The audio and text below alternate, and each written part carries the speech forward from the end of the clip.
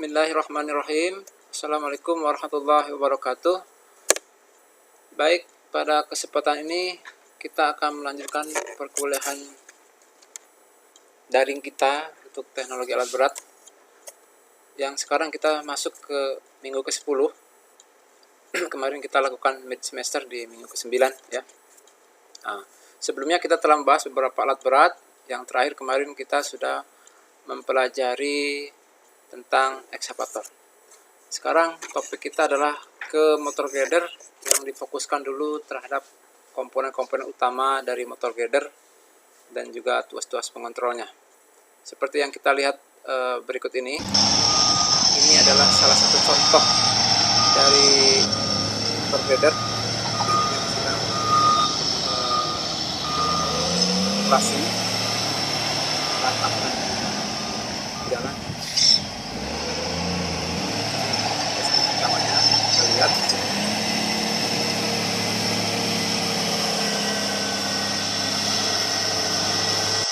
ya, itu sepintas dari motor grader dan itu salah satu contoh aja ya. Terus kita coba lihat kupas satu-satu di sini. Untuk motor grader ada beberapa komponen-komponen utama yang hanya spesifik dimiliki oleh motor grader. Kemarin kita sudah mempelajari forklift, wheel loader, excavator, compactor ya. Di sini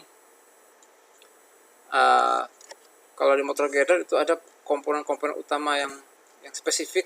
Di antaranya itu ada circle ya, circle dan komponen kelengkapannya. Nanti kita pelajari lebih detail lagi. Ada drawbarnya ya. Ada drawbar sini. Yang ini dan blade ya. Ya memang ada juga alat berat lain yang memiliki blade kayak bulldozer ya. Tapi ini posisinya di tengah. Dan yang berikutnya ada moldboard. Jadi penopang dari blade di bagian belakang ini supaya stabil dari kedudukan blade atau pisau tersebut. Nah, seperti kita lihat di sini ilustrasi dari komponen utama tadi ya, ini blade-nya, di belakang di sini nanti ada moldboard-nya, dan di sini ada drawbar tadi ya, drawbar. Jadi semacam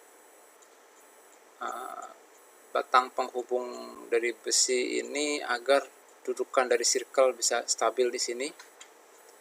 Tapi nanti posisi drawbar ini juga bisa membuat circle bisa naik turun, bisa bervariasi gerakannya, karena di ujung dari drawbar nanti dipasang semacam ball stud atau kayak semacam ball joint. Dan di motor grader kalau kita perhatikan rodanya di sini ada 6, dan yang belakang ini nanti bisa minggu depan insyaallah kita kupas tentang powertrainnya. Bisa difungsikan drive-nya 4-4-nya, bisa juga hanya yang depannya aja. Untuk attachment-nya yang vital itu tadi, itu blade.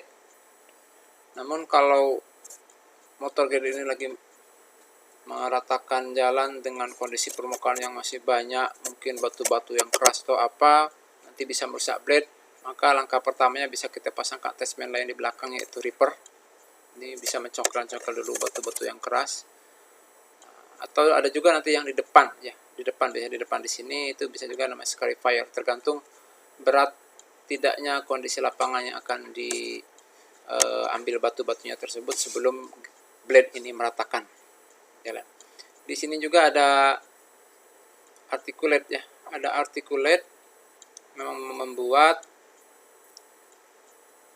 rangka dari bagian depan dan belakang bisa berartikulasi ya, sehingga bisa miring, bisa turun dan sebagainya dengan kondisi yang belakang tetap, karena mengikuti kondisi dari kemiringan roda depan nanti yang mengikuti dari pergerakan blade tersebut sesuai dengan kondisi material yang akan diratakan ya oleh blade tersebut. Oke, kita lihat selanjutnya, kita lihat coba satu-satu ya. Seperti kita lihat di sini, Jadi tadi di sini ada circle ini bisa berputar 360 derajat, dan ini mekanismenya di sini ada beberapa komponen. Ada hydraulic cylinder untuk circle dan kiri dan kanan di sini. Ya. Di sini ada control valve-nya untuk circle ya, timing valve-nya. Jadi membuat bagaimana hidrolik bisa masuk ke hydraulic circle baik yang kiri maupun yang kanannya ya. Ini cranknya agar dia bisa menopang dari hydraulic cylinder, sehingga pada saat hydraulic cylinder ini memanjang atau mendek, maka ditopang oleh circle turn crank ini, dan nanti bisa membuat ada roda gigi di bawahnya, bisa membuat roda gigi dari circle ini berputar. Ini yang drawbar tadi, dan ini posisinya dari rangka motor gather yang di sini. Dia bisa posisinya bisa ke bawah, bisa bergeser ke kiri, ke kanan, tergantung keinginan yang diminta untuk blade dan circle di sini. Karena di bagian depan nanti ada ball stud namanya ya, drawbar ball stud di sini. Kalau kita lihat hampir kayak mirip ball joint, sehingga dia bisa elastis, pergerakannya tidak kaku ya, mengikuti pergerakan dari circle.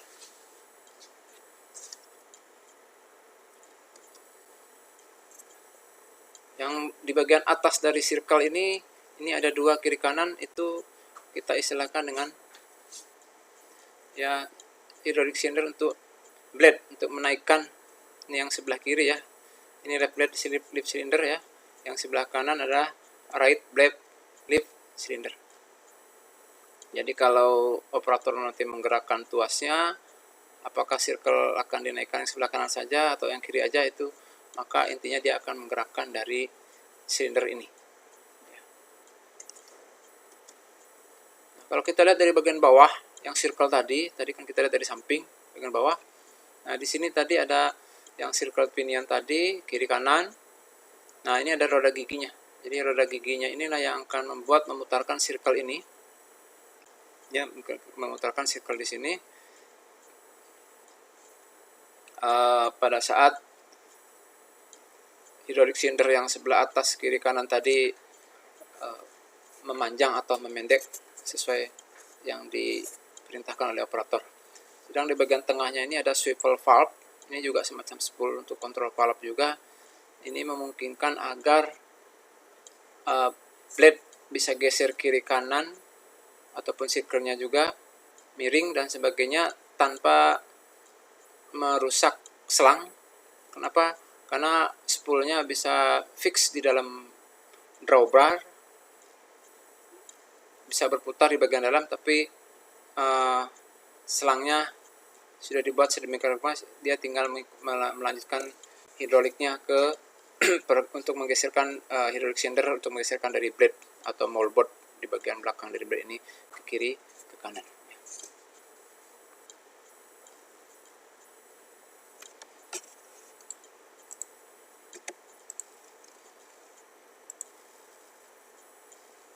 Kalau kita perhatikan seperti ini, jadi dengan pergerakan turun naik dari memanjang memendek dari hydraulic cylinder untuk circle tersebut, maka circle-nya bisa berputar 360 derajat ya. Padahal ininya hanya turun naik, sama kayak di wiper. Motor wipernya berputar 360 derajat, tapi wipernya hanya ke kiri ke kanan. Ini dibalik ini. Yang maju mundurnya hanya hydraulic cylindernya yang sebelah atas ini, tapi yang berputarnya yang circle tadi. Oke, kita lanjutkan. Ini tadi ya. Jadi ya hydraulic cylinder yang untuk pemutar circle yang kanan dan kiri, ini tadi cranknya ya. Crank. Dan ini control valve-nya tadi ya, untuk timing valve-nya atau spoolnya di sini nanti agar bisa mengarahkan aliran apakah ke silinder yang kiri atau yang kanan atau untuk keduanya. Ini ada pembatas tekanannya juga, ada shock valve-nya juga di sini ya, untuk mengatasi kejutan dan tekanan yang berlebihan dalam sistem hidrolik tersebut. Oke, Kalau kita lihat di sini bagaimana bisa berputar dari circle tadi, kita lihat di sini ilustrasinya dengan warna-warna yang seperti ini yang berbeda. Kalau yang merah ini yang bertekanan dari pompa, ini yang kembali ke tangki, dan ini nanti yang terperangkap ya, yang terjebak, yang tidak ada hubungan ke pompa dan tidak ada hubungan ke tangki ya. Ini dari roda gigi circle-nya, itu yang hydraulic cylinder-nya. Baik, kita lihat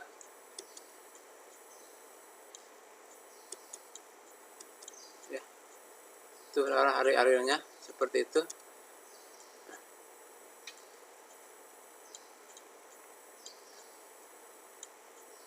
Jadi kalau posisi ini tegak lurus, berarti silinder yang kiri lagi full retract ya, jadi lagi full ke dalam, tidak ada yang menonjol keluar ya rodnya. Sedang ini lagi full maksimal dengan posisi siku, hampir siku seperti ini. Ternyata dirancang oleh spool dalam timing valve ini yang terhubung ke pompa dan ke tangki hanya yang sebelah kanan seperti ini. Jadi ini yang warna merah, sedang yang ini kembali nanti ke tangki. Sedang yang sebelah kiri kalau posisi ini dia tidak membantu, dia hanya olinya terperangkap di sisi positif maupun di sisi negatif. Ini membuat circle berputar searah jarum jam. Kita tengok lagi ya. Oke. Nah ini tadi yang spoolnya. Jadi yang spool dari untuk circle tadi yang timing valve-nya ya seperti ini konstruksinya. Kemarin kita sudah mempelajari dalam hydraulic excavator.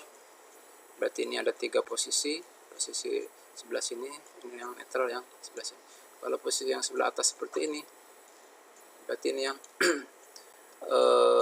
berasal dari pompa ya. Sedang yang posisi yang ini akan dikembalikan ke tangki. Mudah-mudahan nanti dalam pertemuan selanjutnya pada saat kita membahas hydraulic motor girder kita kupas lebih detail lagi. Baik, kita lihatkan lagi ilustrasi berikutnya ya seperti ini. Kalau posisinya yang seperti tadi, ini tegak lurus, ini tegak lurus, hari ini tegak lurus, ini yang siku ya, yang siku. Jadi posisinya sekarang yang dari pompa masuk, terus yang ini kembali ke tangki. Kembali ke tangki ke B sini. Sedang yang sebelah kiri terperangkap. Ya, yang sebelah kiri terperangkap. Terus kan terus bergeser, tadi kan berputar ke kiri. Nah, bergeser ini memendek seperti ini ya, seperti Anda lihat sini. Ini kan berputar seperti ini. Ya, circle-nya. Maka ini terdorong ke dalam. Kalau terdorong ke dalam ke sini, apa yang terjadi? Berarti ini sudah bergeser, tidak tegak lurus lagi yang ini, tidak terlurus seperti ini. Nah, ini semuanya berhubungan dengan pompa dan tangki ya, yang warna merah ini. Sehingga yang dari sisi negatif dapat, yang dari sisi kiri dapat, sisi kanan juga dapat. Dan ini membuat circle terus berputar ya. Langkah berikutnya sekarang gantian, ini sekarang yang lurus. Nah, sedang ini sekarang jadi yang sebelah sini, karena dia kan tadi berputar terus ke kiri seperti ini, maka akan membuat yang terperangkap olinya justru yang sekarang silinder sebelah kanan, dan sebelah kiri sekarang yang mengalihkan aliran dari pompa lewat spool di timing valve di sini ke sisi positif, nanti yang sisi negatifnya dikembalikan ke tangki. Dan yang terakhir, pada saat ini posisi di tengah seperti ini masih full seperti ini, jadi ini masih terperangkap. Yang di sini ini memberikan yang sebelah kanan dari arah pompanya dari sini masih tetap sisi positif, yang ini ke sisi negatif ya.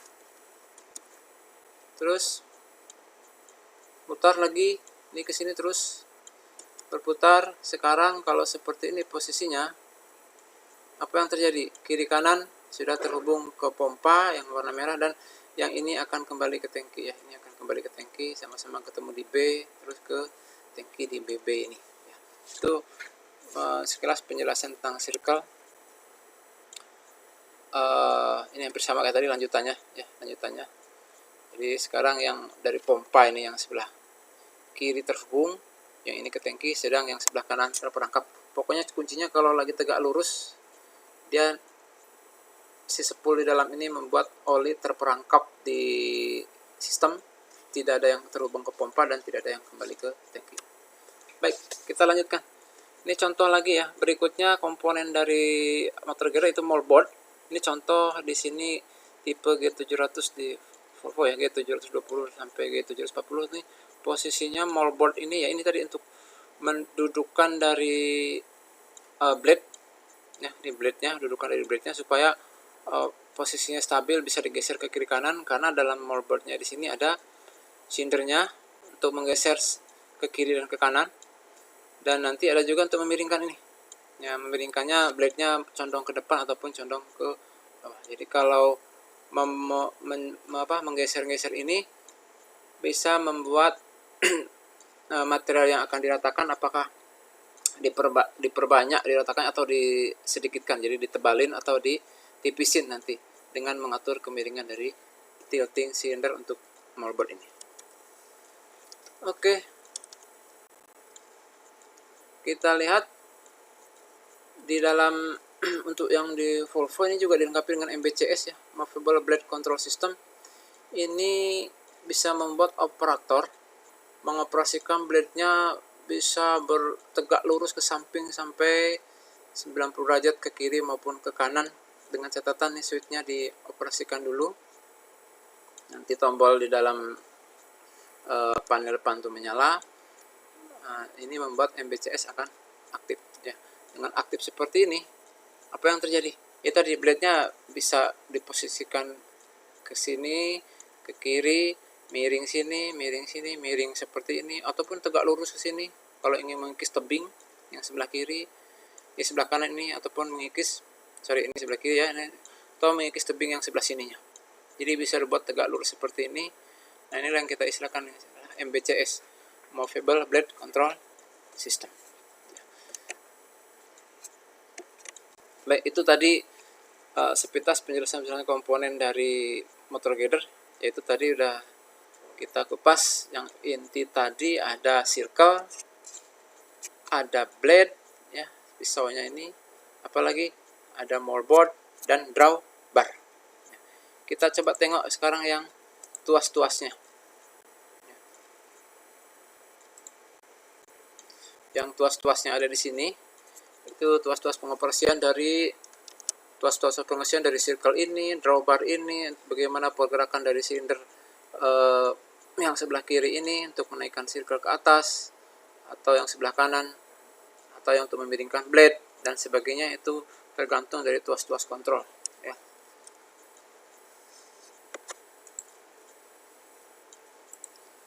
Oke. Baik. Kita tengok di lapangan sekarang sudah berkembang, memang bervariasi juga ya di tuas-tuas kontrolnya. Ini ada dua sisi yang berbeda. Yang konvensional atau yang lama-lama ini masih menggunakan seperti ini. Ini ada roda kemudinya, nanti tuas-tuasnya banyak di sini karena pergerakan grader tadi kan bisa memiringkan blade, menggeser blade, memutarkan circle dan sebagainya. Maka dibutuhkan tuas-tuas yang banyak seperti ini. Namun akhir-akhir ini perkembangan sekarang malah di sekarang justru kabinnya lebih apa lagi ya ini, kalau kita perhatikan dibandingkan dengan sini. Ini kenapa? Karena di sini dilengkapi dengan joystick sekarang. Jadi joystick ini juga pengganti yang kiri ini diganti cukup dengan di sini. Nanti ada tuas-tuas yang sini, pengganti yang sebelah sini, termasuk yang steeringnya. Yang steeringnya kan nggak ada di sini, maka cukup dengan dua tuas ini. Nah, tugas Anda yang pertama di motor gear ini, coba Anda pelajari lagi yang dia menggunakan joystick tapi masih ada steeringnya ya. Ada beberapa motor gear yang joysticknya tetap dilengkapi tapi steeringnya di sini ada ya. Bagaimana perbedaan dengan joystick yang tanpa steering wheel di sini ya. Nah, untuk yang pertama kita kupas sekarang yang coba menggunakan masih yang konvensional. Di sini ya yang saya ambil ini memang yang dari grader G700 yang di Volvo.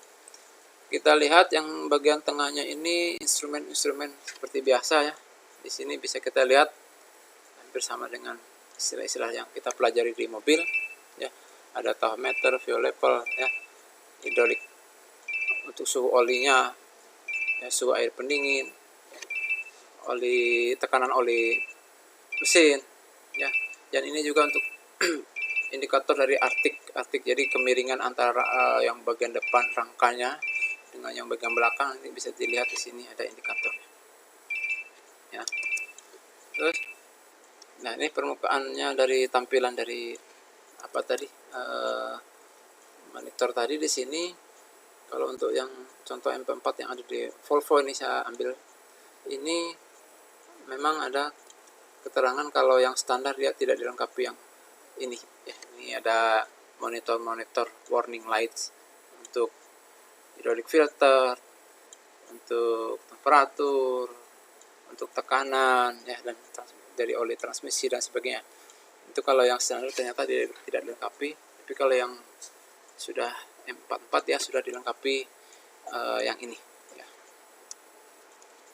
Untuk gasnya atau warning lightnya, lampu-lampu peringatannya. Nah, sebelah kiri seperti biasa kalau di steering ini bisa digunakan untuk di sini berarti itu lampu klakson ya. Di sini ada untuk arah mau belok kiri belok kanan ya.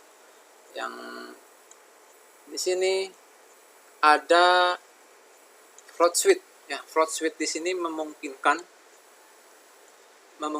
si blade tuh bekerja dengan beratnya sendiri. Jadi dia kalau net diaktifkan kiri kanan, maka dia akan mengikuti, tidak dipaksa menekan tanah langsung ya. Dia akan mengambang istilahnya, floating seperti ini.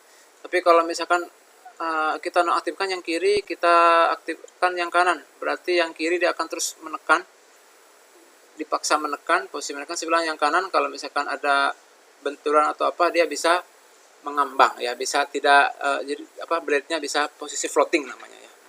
Dan ini nanti kombinasinya antara float switch ini dengan yang power switch yang di sini ya. Ada pengoperasian ini dulu, nanti bisa dipilih dua-duanya yang aktif ataupun hanya salah satu. Dan ini indikatornya, kalau dia menyala berarti dia sedang aktif ya, sedang aktif. Nah, di sini ada juga untuk di vlog ya, mengunci gardan ya, mengunci gardan. Di sini ada switchnya, kalau diaktifkan ya, itu untuk hazard, itu ada cadangan switch ya, sorry. Oke, yang di vlog ini kalau kita perhatikan ya, jadi kalau kita aktifkan di vlog, nanti lampu warning di vlognya aktif ya di sini. Ini karena apa? Pada saat diaktifkan nanti dia ininya akan bergeser polarnya sehingga menekan indikator switch ini, sehingga switchnya ini memberikan informasi dan dia membuat nyala di sini ya. Jadi ini posisinya karena tirus seperti ini, kalau dia bergeser ke sini didorong oleh hidrolik pada saat ini diaktifkan, maka pasti sensornya inilah ibaratnya indikator light switchnya ini akan memberikan informasi ke dashboard supaya menyala di sini. Jadi ini tadi di sini indikator switchnya. Kalau sekarang posisi aktif, maka oli akan mendorong ya ke sebelah kiri, sehingga apa yang terjadi? Ini akan kunci ya, akan terkunci sehingga roda kiri kanannya akan terkunci sama putarannya. Kalau kebalikannya, maka dia akan membuat menjauh pistonnya ke arah kanan sini. Nah, kalau menjauh karena ini tirus, maka switchnya juga akan terlepas sehingga lampunya juga akan padam. Itu yang kita sebut dengan deflock, differential lock. Oke, ini yang sebelah kanan. Yang sebelah kanan dari motor grader ya, banyak juga masih tombol-tombol dan gauge di sini. Kita perhatikan itu di sini ada transmisi gear selectornya. Ya, ini contoh yang ada di G700 motor grader. Mungkin nanti motor grader yang lain juga bisa berbeda bentuknya. Oleh karena itu silakan Anda coba bandingkan minimal dua perbedaan dari konsol yang kita lihat di sini dengan yang ada di motor gather yang lainnya. Silakan Anda cari referensinya di internet, sudah banyak itu untuk membandingkan, ya, membandingkan di sini. Ini untuk handbrake, ya, rem tangan, dan ini transmisinya, ya. Oke, yang berikutnya ini kita lihat kalau posisinya ya kayak gini, maju, mundur, ke belakang, dan kalau ke sana untuk menaikkan gigi, ke sini menurunkan gigi, ya. Itu contohnya. Jadi nanti akan muncul di dalam apa? Di dalam dashboard tadi, modul tadi di depan dari operator. Ini gigi depan yang terakhir dipakai, dan ini gigi belakang yang terakhir dipakai, itu terekam. Jadi kita bisa tahu sekarang kalau ini gigi 3 mundur. Jadi kalau mau naikin lagi atau mundurkan lagi, bisa kita lihat dari lampu di sini. Oke, itu yang untuk AC. Ya, untuk AC ini hampir sama kondisinya kalau dengan mobil juga, ya. Supaya tidak kacanya bersih, ya. Kalau mengembun dan sebagainya juga ada defroster, ya. Hampir semua sama. Ini ada lampu suaranya, biasanya alat berat suka dilengkapi dengan lampu suara, maka biar aktif untuk tanda bahaya dan sebagainya bisa diaktifkan yang di sini, ya. Saya pikir bisa Anda pelajari semua ini, semua di sini, ya, karena hampir sama dengan di kendaraan, ya, di kendaraan istilah-istilahnya. Jadi ada wiper, washer, ada lampu parkir dan sebagainya, ya. Ini malah untuk spion juga bisa, untuk kalau mungkin di daerah-daerah dingin kan kadang-kadang berembun atau gimana, bisa dipanasin seperti ini biar kelihatan, jadinya nggak gelap kacanya, ya. Oke, itu yang tadi yang MBCS. Jadi dengan mengaktifkan MBCS di sini, maka akan menyebabkan di sininya terbebas, sehingga membuat apa yang terjadi, blade-nya bisa bebas bergerak seperti yang gambar sebelumnya, bisa tegak kiri kanan untuk mengikis tebing, bisa menggeser kiri kanan, bisa dimiringkan 45 derajat dan sebagainya. Kalau ini diaktifkan, istilah di Volvo memang sifatnya movable blade control system. Kemungkinan juga sama istilah-istilah di alat berat merek lain, ya, untuk istilah agar blade bisa bergerak bebas tadi, ya.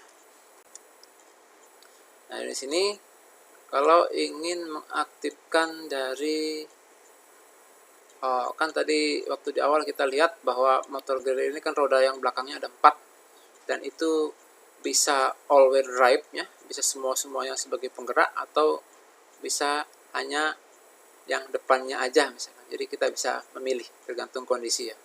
Kalau mungkin terlalu pada saat meratakan masih belum terlalu keras, jalannya agak berat, agak berlumpur, atau terlalu becek atau apa, kita bisa aktifkan dengan all wheel drive-nya.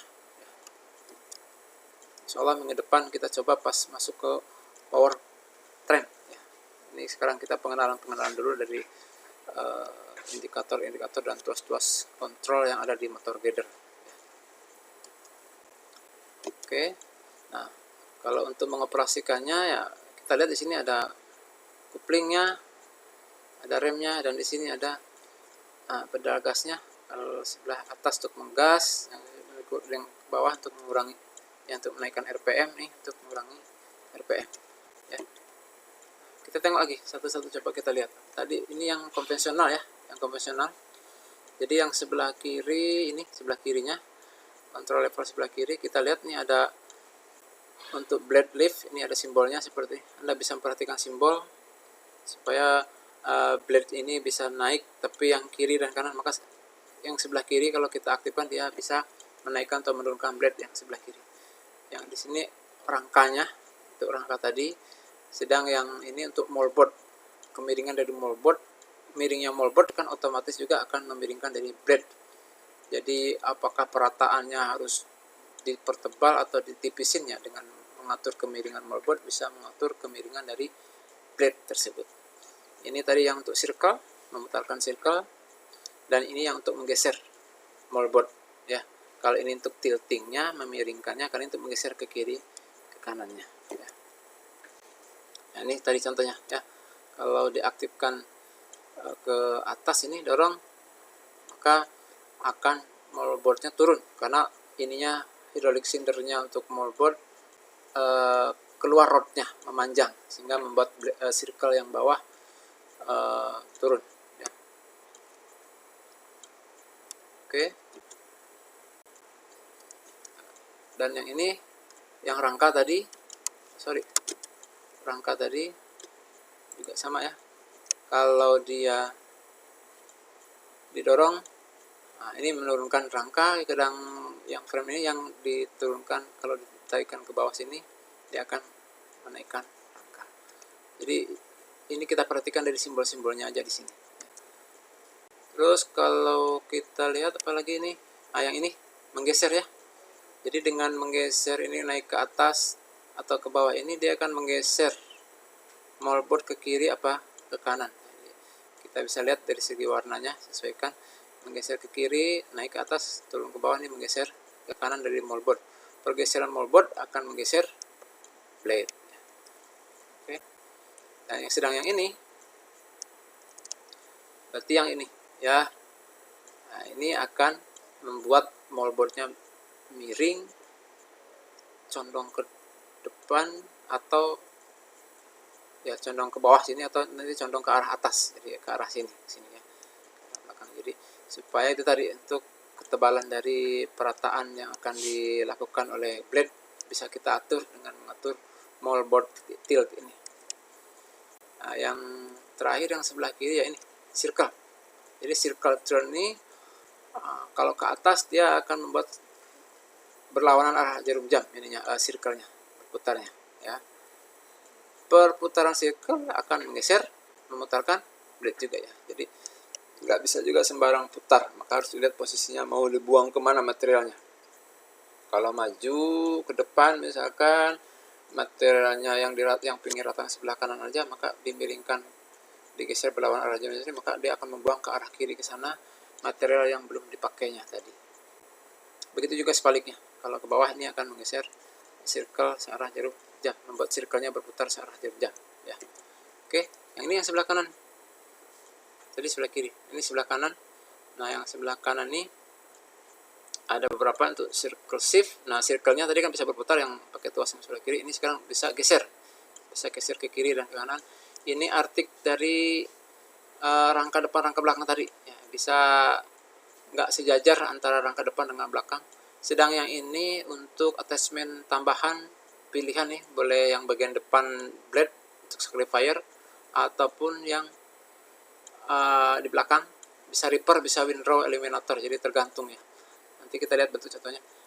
Yang penting ini scarifier dan ripper ini biasanya hanya salah satu dipasang, digunakan pada saat kondisi misalkan belum bisa rata langsung dengan blade, agar tidak merusak blade. Misalkan banyak batu yang harus congkel di dalam medan tersebut, maka digunakan ripper dulu. Ripper, setelah itu nanti baru blade-nya beroperasi, ataupun scarifier, tergantung ya. Dan ini kalau yang tadi sebelah kiri itu menaikkan blade yang kiri, ini yang sebelah kanannya lagi. Kalau dinaikin dua-duanya berarti nanti akan membuat blade naik kedua-duanya. Oke, ini contohnya tadi. Nah, ini yang sebelah kanan. Kalau yang sebelah kiri tadi yang sebelah sana, yang sebelah kanan. Sama prinsipnya, ke atas atau ke bawah seperti ini. Dan ini yang ripper ya. Rippernya ya sama, naik atau turun, jadi menurunkan atau menaikkan dari si ripper ini.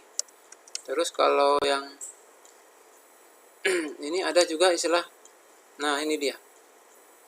Di grader memang kemiringan roda depan bisa sampai miring sekali, karena fungsinya misalkan lagi mengikis tebing, kalau mengikis tebingnya terlalu dalam, kan bisa dengan mengatur kemiringan roda, bisa kikisannya bisa dikurangi ya. Misalkan terlalu dalam nanti terlalu berat dan sebagainya, bisa dikurangi, jadi dengan memiring-miringkan dari roda depan ini dengan cara mengatur tuas yang ini ya. Ada simbolnya roda miring seperti ini.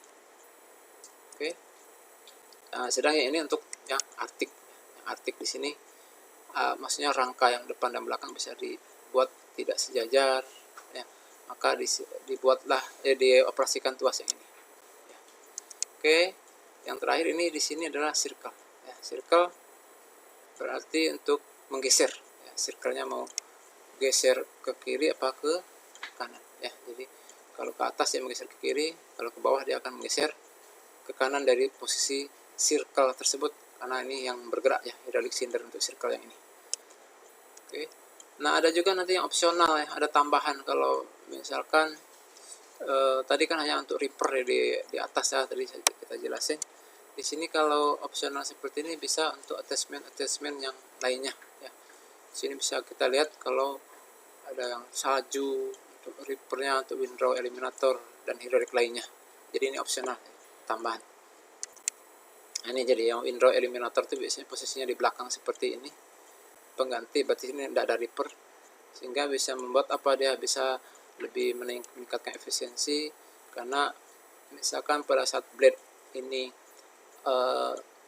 membuang material selurusan roda, maka material yang sisanya itu supaya jalan yang sudah diratakan di belakang roda belakang ini tidak balik lagi material ke arah dalamnya, maka bisa dibantu dengan windrow eliminator ini supaya tetap lurus, yang sudah rata tidak tertimpa lagi oleh material yang dari blade yang lebihannya ini ya.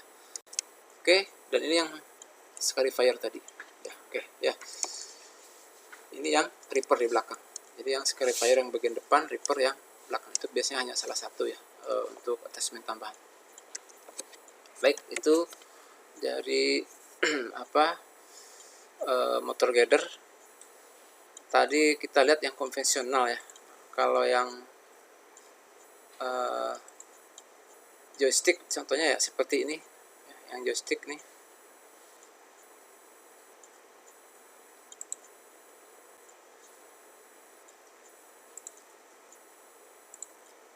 Ya, kita tengok. Dia lebih simpel malah. Dengan menggerak-gerakkan joystick langsung ini kita lihat kalau ini seperti ini, gerak kiri kanan roda. Ini miring-miringkan ini, artiknya langsung bergerak seperti ini. Jadi bisa diperhatikan. Ini dia kemiringan roda ini. Dan ini tuas depannya untuk maju mundurnya tinggal menekan aja di sebelah kiri ini, yang dari sebelah kiri. Dan ini bisa untuk naikkan turunkan dari transmisi, cukup dengan opsional. Ini juga tambahannya ya, bisa untuk menekan seperti itu. Dengan diangguk-anggukan, ternyata blade lift kiri kanannya juga bisa langsung bisa bergerak ya. Yang kiri tadi maksudnya kiri ya. Nah, ini yang konsol yang sebelah kanan, tuas yang sebelah kanan, joysticknya dianggukkan, maka sekarang yang gantian yang sebelah kanan ini yang aktif. Kalau dianggukkan, kalau digeser kiri kanan langsung moldboardnya, moldboard geser kiri kanan menggeserkan blade. Nah, kalau di swing, di twist sebenarnya putar, maka circle-nya yang berputar. Circle-nya yang berputar. Ini lihat untuk tilting dari moldboard tadi dengan menggerak-gerakkan tombol yang di tengah seperti ini ya. Ini juga sama untuk menggeser dari circle ya, seperti itu.